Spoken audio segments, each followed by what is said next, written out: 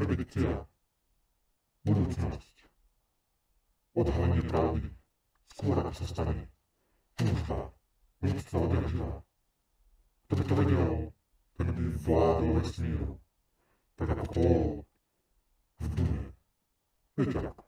Dnešná epizóda bude o tom, čo je možným dôvodom výskytu UFO v rámci amerického kontinentu a iných oblastí. Vítajte pri novej epizóde neskutočného podcastu, ktorý vám prináša moja zelená hlava. Epizóda je venovaná jednému typkovi, ktorý vraj predikoval prílet mimozemskej alebo akvamenovskej alebo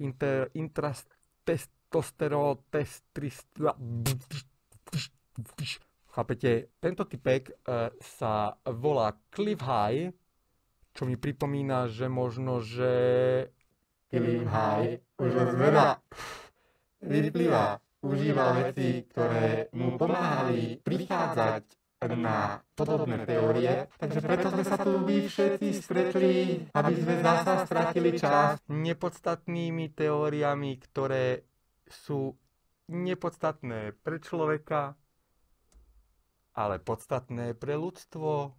V dnešnej úžasnej prediktívnej epizóde Veľký špatný.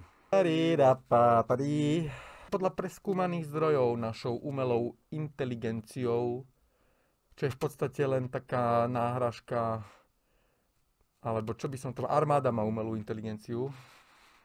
Naša určite. Ak by bol kapitán Danko šéfom armády Slovenskej republiky, bolo by to určite Machine Learning Generative Random Word Generation. OK. So, poďme späť. Podľa preskúmaných zdrojov teda nie je úplne potvrdené, že Cliff High a jeho webbot vyprodukoval medzi rokmi 2003 a 2004 predikciu týkajúca sa Donalda Trumpa a Joea Rogana a mimozemšťanov. Už len to, že sa stal prezidentom, mnohí označujú za mimozemské schopnosti. Každopádne dobrý marketer vie, čo robí. Prvá zmienka o tejto teórii sa objavila až okolo roku 2009. Malo sa teda udiať to, že Trump, ktorý vtedy nechcel byť v politike, by mal rozhovor s Joeom Roganom v jeho podcaste, ktorý vtedy ešte nebol úplne mediálne známy a myslím, že ani nemal podcast. V roku 2003 ešte asi určite nemal podcast. Neviem, či vtedy existoval YouTube, ale mohol by. To by mal vedieť niekto, kto nosí túto tvár. Ale táto tvár je tu len preto, pretože chce urobiť to, čo robia všetci. Priniesť svetlo a diskusiu, debatku. Podcast alebo toto stretnutie v relácii malo priniesť inváziu mimozemšťanov približne 35 dní na to, ako bude Trump v tomto podcaste, čo sa teda odohralo, myslím, 27. novembra, teda 27. októbra a 5. novembra alebo 4. boli voľby. V rámci webbotu, webbot bol vytvorený v 97. Bol navrhnutý na analýzu jazykových vzorcov a údajne predpovedal niekoľko významných udalostí, napríklad tsunami 2024, ale zase o tom vlastne asi nič není. A taktiež nejaké predikcie týkajúce sa roku 2012 a v rámci Bitcoinu a tak ďalej. Boli kritizované hlavne nízkou presnosťou. Bolo to také, ako keď Danko povie vetu a každý si ju interpretuje svojím vlastným spôsobom, ako vlastne všetko.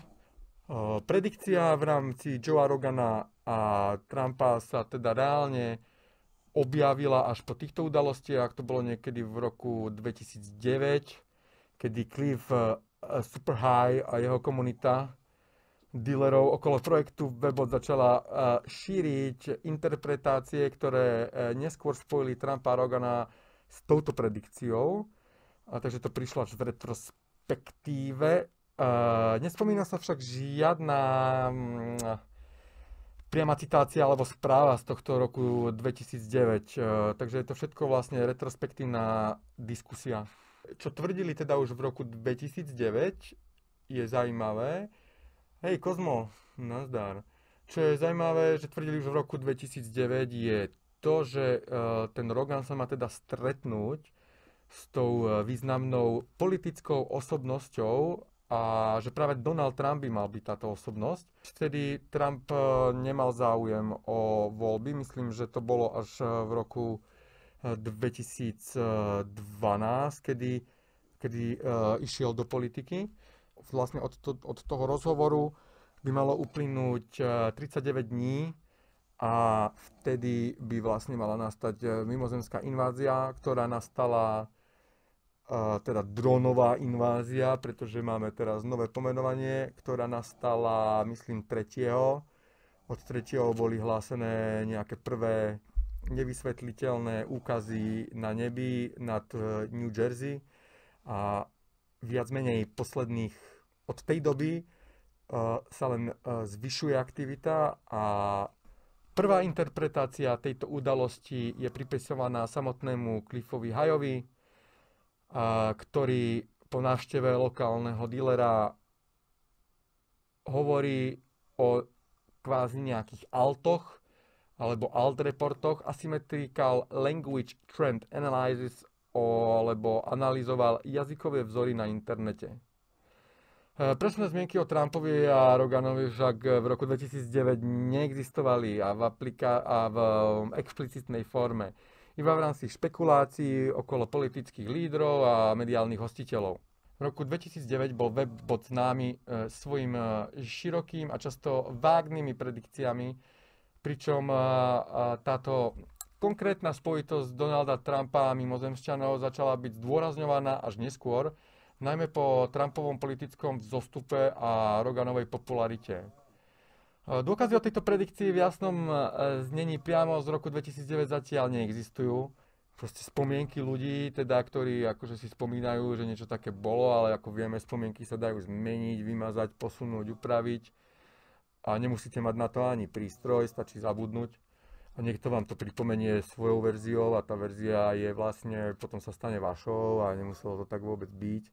Každopádne vrátime sa späť. V rámci tejto teórie sa prvé overiteľné diskusie v spojitosti medzi Roganom a Trumpom a predikciou mimozemských konfliktov objavujú až v roku 2024, pričom retrospektívne znova tvrdia, že Webbot mohol túto udalosť predikovať už v roku 2009 a viac menej tvrdia, že to bolo v roku 2009, ale v 2009 sa len vyjadrovali k tomu, že to bolo predikované v roku 2004 alebo 2003. Každopádne majú v tom chaos. Nečudujem sa, ak mali dobré matro už v tej dobe.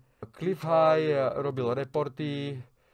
Tieto reporty boli zverejnené predplatiteľom na stránkach spojených s Webbotom a ich obsah bol často interpretovaný širšou komunitou, ale samotné predikcie boli vágne a bez explicitných zmienok o Trumpovi či Roganovi v tom čase. To akože viete, ako je to také hociaké. Komunitné diskusie na fórach a sociálnych sieťach taktiež retrospektívne tvrdili, že sa to udialo. Myslím si, že Google Quantum Chip dokáže spraviť predikciu, lebo povedal, že existuje medziatomový superhyperpriestor interdimenzionálny.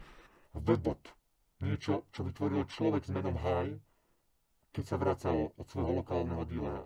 Viete, ako to je? Napadne vás niečo a zrealizujete to. Nie všetci.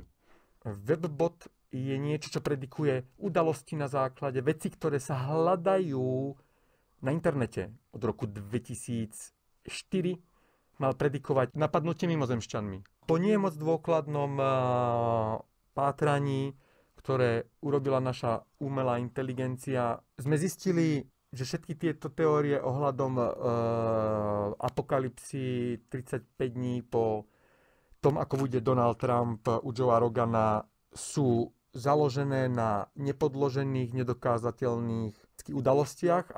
Že tá invázia reálne začala. To znamená, Nikdy nevieš, komu môžeš veriť.